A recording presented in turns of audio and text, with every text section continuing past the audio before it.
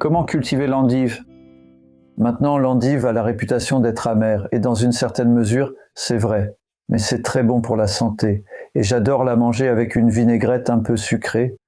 Et c'est fantastique en automne. Pour moi, c'est sa plus grande qualité. Elle pousse vraiment bien dès la fin de l'été et tout au long de l'automne, même jusqu'en novembre, et parfois jusqu'en décembre dehors sans protection si le temps est doux. Nous la cultivons aussi sous abri l'hiver. Il y a tellement d'options et elle est plus résistante en automne et en hiver que la laitue, qui a tendance en automne surtout à attraper le mildiou. Les feuilles s'affinent quand la lumière baisse, surtout en octobre. D'une façon ou d'une autre, ces endives poussent toujours. On sème assez tard et j'en ai semé certaines. Donc simplement en dispersant les graines finement sur le dessus d'un plateau, c'est une option. Et une toute petite couche de compost par-dessus, mais n'en mettez pas trop. La graine doit avoir seulement autant de compost que son épaisseur, ce qui est presque rien. Gardez le tout humide. Mais c'est l'été lorsque vous semez la scarole, donc dans ce cas, c'est en août. Et ce que je fais ici, c'est que je garde ce plateau sous l'établi. Il reste à l'abri de la lumière du soleil pendant environ 5 jours.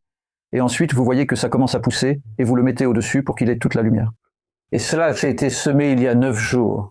Celles-ci ont été semées il y a exactement 1 semaine pour vous donner une idée de la force avec laquelle elles poussent. Et celle-ci, c'est Deiva, qui est un type d'endive scarole. Donc vous avez les deux types, la scarole et la variété à larges feuilles, que nous verrons dans un instant en train de pousser dans une plate-bande. Et la frisée, c'est la feuille dentelée qui a ces belles feuilles jolies qui sont en fait plus amères. Les types de scarole, en particulier Escario Gruner et Deiva, 2 variétés, sont nettement plus douces, je dirais, que les endives normales. Donc vous savez, cela atténue beaucoup l'amertume potentielle. Et puis le repiquage se fait exactement de la même manière que pour la laitue ou autre chose. Il suffit de déplacer les jeunes plants comme ça ou de les soulever simplement à l'aide d'un outil à bord arrondi et les mettre en place. Je vais juste faire un trou dans la plaque déjà remplie.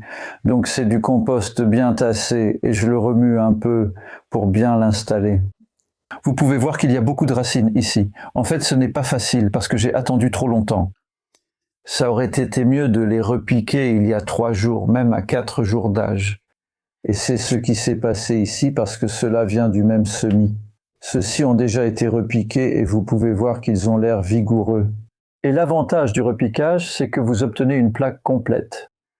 Vous pouvez utiliser une plaque, faire de petits trous, mettre 2 graines, puis éclaircir pour garder la plus vigoureuse. L'inconvénient de cette méthode est que l'homogénéité n'est pas garantie et toutes les plaques risquent de ne pas être remplies. Généralement, 1 ou 2 échouent. Celles-ci viennent de graines récoltées chez moi, ce qui fait la différence. Vous pouvez aussi utiliser des plaques plus petites, comme celle-ci, une de mes plaques à 15 alvéoles. Voici donc les plaques à modules que j'ai conçues, et nous cherchons à les faire passer de ce stade à celui-ci, même si c'est une autre variété, le principe reste le même. Cela ne prend pas plus de 2 semaines. Donc en 2 semaines, ces petits semis à 2 feuilles peuvent devenir une plante tout à fait prête à être mise dehors. Nous les avons déjà plantés il y a 3 jours pour vous donner une idée. Donc, vous avez plusieurs options, mais en été, je ne voudrais pas les laisser beaucoup plus longtemps que ça, parce qu'ici, vous avez un système racinaire très solide, dans peu de terreau, donc il faut les mettre en terre assez rapidement. Plus vous les laissez au-delà de ce stade, plus le choc de la transplantation sera important, et plus elles mettront de temps à s'établir. Nous allons maintenant monter vers une plate-bande où j'ai fait un premier semis de l'année le 20 juin, et je dirais que c'est le plus tôt, en tout cas le plus tôt que je recommanderais pour semer de l'endive. Si vous les semez au printemps, elles vont monter en fleurs. Leur période de floraison est du milieu à la fin du printemps. Attendez que ce soit terminé. Donc dans ce cas, autour du solstice, puis vous avez l'été et l'automne devant vous pour qu'elles puissent produire, et si vous semez plus tard, même maintenant vers la fin août, c'est à peu près aussi tard que je sème pour une récolte en extérieur. Elles seront moins grandes, mais fantastiques fin octobre et en novembre, quand elles sont très précieuses. Et puis on sème à nouveau assez vite, en fait peut-être le 5 ou le 10 septembre, pour obtenir des plants prêts à être installés sous abri, tunnel ou serre et récoltés tout l'hiver. Je vais vous montrer dans la prochaine séquence les différentes options de récolte, soit laisser pousser très gros, soit cueillir feuille par feuille. Ici, nous avons les deux types qui poussent à partir d'un semis plus précoce du 20 juin et ils ont été plantés en pleine terre le 9 juillet. En fait, la grande scarole, et nous ne les avons pas du tout récoltées, c'est probablement pour cela qu'elles paraissent aussi grosses. Elles grossissent très vite, poussent très bien et j'en récolterai une à la fin en pomme ou en cœur. Mais avant cela, je veux vous montrer l'option de récolte feuille à feuille pour l'endive, un peu comme avec la laitue, en retirant les feuilles extérieures de l'endive frisée. Ce n'est pas aussi évident lors de la première récolte. Ici, c'est la deuxième, donc la première devient plus facile. Elles sont vraiment au ras du sol. Mais vous pouvez voir ici une différence entre ces deux feuilles qui la mettent en valeur. C'est la feuille extérieure plus âgée et vert foncé comparée à la feuille plus jeune et frisée. Et si c'est pour une salade, j'enlèverai en fait celle-là pour le compost parce qu'elles sont assez dures, comme celle-ci. Eh bien, celle-ci est assez petite, mais si vous avez beaucoup de feuilles, je vous recommande de ne pas essayer de toutes les manger, surtout au début de la récolte.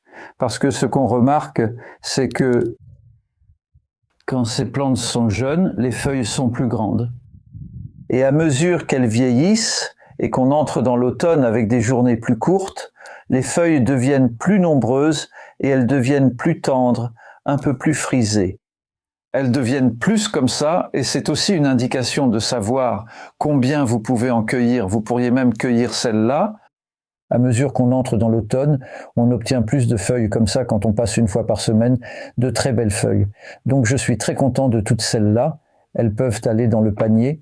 Et puis quand on arrive à la scarole, c'est un peu différent parce qu'elles n'ont pas encore été cueillies. Il y a pas mal de feuilles à rejeter ici. Donc j'utilise la même méthode pour enlever la feuille extérieure, parfois 2 ou 3 à la fois, pour la cueillette des feuilles. Ce que je cherche toujours à faire, c'est de détacher la tige de chaque feuille. Je ne veux pas laisser beaucoup de feuilles. Le pétiole est attaché à la tige principale de l'endive. Le pétiole, c'est la tige de la feuille et la tige, c'est celle de la plante. Donc, ce qu'on obtient à la fin ne se voit pas vraiment pour l'instant, mais c'est un peu comme avec la laitue que vous avez, ça devient un peu comme un tronc d'arbre. La tige et les feuilles du bas que vous continuez à cueillir et qui sont toujours là pour vous, est assez facile à détacher. Et ce que vous ne faites pas, c'est que vous ne laissez pas ces feuilles du bas. Ces feuilles du bas, comme vous pouvez le voir, jaunissent et, pour l'endive en particulier, elles sont serrées contre le sol. Elles restent là et c'est un signal pour les limaces d'arriver. Et les limaces aiment beaucoup les feuilles d'endive. Mais en fait, la partie qu'elles mangent le plus, je ne sais pas si on va le voir ici, c'est sous ces tiges. En fait, non, c'est incroyablement propre parce qu'on a eu beaucoup de temps sec cet été. Souvent, on voit de petites marques brunes causées par les limaces à cet endroit. Il suffit parfois de les enlever pour obtenir une belle feuille. Ces feuilles sont trop grandes, elles iront donc au compost. Maintenant, on arrive aux plus jolies, comme celle-ci, et si j'enlève celle-ci d'abord, celle-là est un peu grande, direction compost. Donc, à ce stade, j'enlève la partie du milieu. Et ensuite, on va aller vers le cœur ou la pomme, et là, il faudra prendre la même décision. Combien en prendre avant d'arrêter la cueillette? Ce sont les plus belles feuilles à ce stade. Oui, celles-ci sont magnifiques. Regardez ça, légèrement jaune, ce qui veut dire un peu blanchi, vraiment en fait assez sucré, très agréable à manger comme en cas seul. Souvent, si on est ici tôt à cueillir ces feuilles et que je n'ai pas encore pris de petit déjeuner, c'est pour moi l'une des meilleures façons de commencer la journée. Donc je vais laisser celle-ci comme exemple. Et enfin, je vais prendre mon couteau. Si je coupe ça, c'est terminé. Ça ne repoussera pas, donc je suis assez réticent à le faire. Ce que vous pourriez faire avec celle-ci, c'est couper plus haut. Peut-être que je vais faire ça. Vous aurez quand même le même effet en voyant les feuilles. Mais avant ça, je vais enlever ces feuilles plus anciennes, un peu plus jaunies. Et voici un bon exemple. Les dégâts causés par les limaces, parce que la feuille est partiellement proche du chemin, entraîneraient un peu plus de morsures de limaces qu'ailleurs. Et donc, nous avons enlevé tout ça. Ça a l'air bien. Oui, il y a clairement un risque de limaces ici maintenant. Nous. On a de la pluie pour la première fois et ce sont des conditions typiques de l'automne. Donc si tu ne veux plus d'endives, tu peux couper à ce niveau-là. Si tu veux récolter à nouveau, tu peux couper un peu plus haut. Et ça laisse intact très peu de choses. Les feuilles du cœur juste au milieu et elles peuvent repousser. Donc cette endive traitée de cette façon va repousser à partir d'une coupe, moment de vérité, voilà. Et ce que vous pouvez voir en bas, là où j'ai coupé, ce sont les belles petites feuilles jaunes du cœur au milieu. Ce sont donc celles qui peuvent repousser. Et ensuite, je vais vous montrer ce que nous avons ici. Qui est le plus magnifique? Endive, cette feuille pour le compost. Oui, regardez ça. C'est une belle note pour terminer la vidéo. Avec l'endive, on peut obtenir ce résultat. Et j'ai fait cela plusieurs fois dans le passé. Et j'ai obtenu de magnifiques têtes ou cœurs comme celui-ci. Et puis, je reviens une semaine plus tard et elles commencent toutes à brunir sur les bords ou à pourrir vers le centre, et cela peut être dû au manque d'eau. Si vous avez un mois de septembre ou d'octobre sec, surtout septembre, vous pouvez les perdre. C'est donc l'avantage de la récolte feuille à feuille.